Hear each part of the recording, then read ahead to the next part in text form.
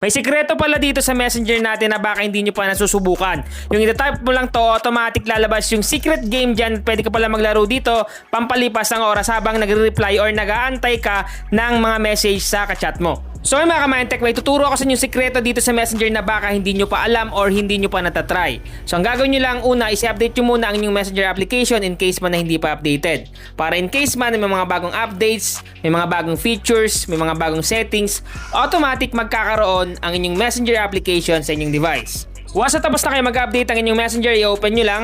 Then pumili lang kayo dito ng kachat nyo. Kahit sino dyan, piliin nyo lang. So once na nakapili na kayo, i-click nyo lang. Then mag-send kayo ng message sa kanya.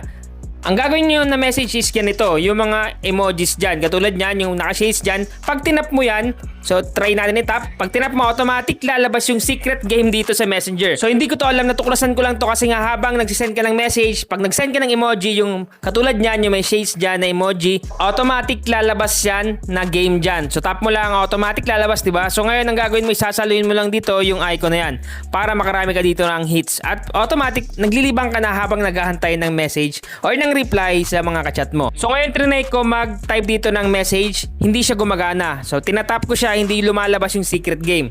So ibig sabihin lang, compatible to sa mga emoji na katulad ditong may shades na emoji at dito sa may emoji na like. So yan yung emoji na like, pag tinap mo, automatic na activate talaga yung game dito.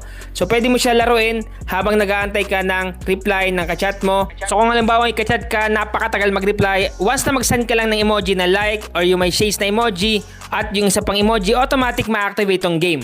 So ngayon mga ka-Mindtech, nakita nyo 4 hits tayo dito, nasalo natin yung icon. Ngayon, try natin ulit. Click natin itong message. Dito, itong icon na to or emoji na to is gumagana yan. Pero sa mga ganyan, yung gumagalaw katulad niyan, hindi gumagana. Sinubukan ko yan. Yung lumuluha na emoji na yan, hindi gumagana. At sinubukan ko rin dito yung isa pang emoji, yung heart na gumagalaw or GIF ata yung tawag dyan. Pag click mo is hindi gumagana. Hindi lumalabas yung secret game. Pero pag itong tatlo na tong emoji sa taas, yung like, yung may shades at ito, automatic pag sinend mo yan at tinap mo, automatic na-activate din talaga yung secret game dito.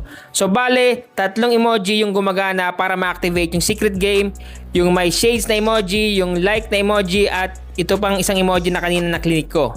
So yung katulad niyan, clinic ko yung may shades at pwede mo pala siya saluhin dito. So yan, pangalawa na. So napaka-enjoy talaga pag naglalaro habang nag-aantay ng kachat kung sobrang tagal talaga mag-reply. At subukan nyo ito mga ka-Mindtech, try nyo ngayon kung meron na sa inyo, kung compatible na. Una muna nyong gagawin is dapat updated muna ang inyong Messenger application para magkaroon kayo ng ganitong feature. So try nyo ngayon mga ka-Mindtech at sabihin nyo sa akin kung meron kayo, at kung wala rin sabihin nyo pa rin para malaman ko. So sana nakatulong tong vlog ko ngayon. Once again na Mindtech PH, thank you and God bless all.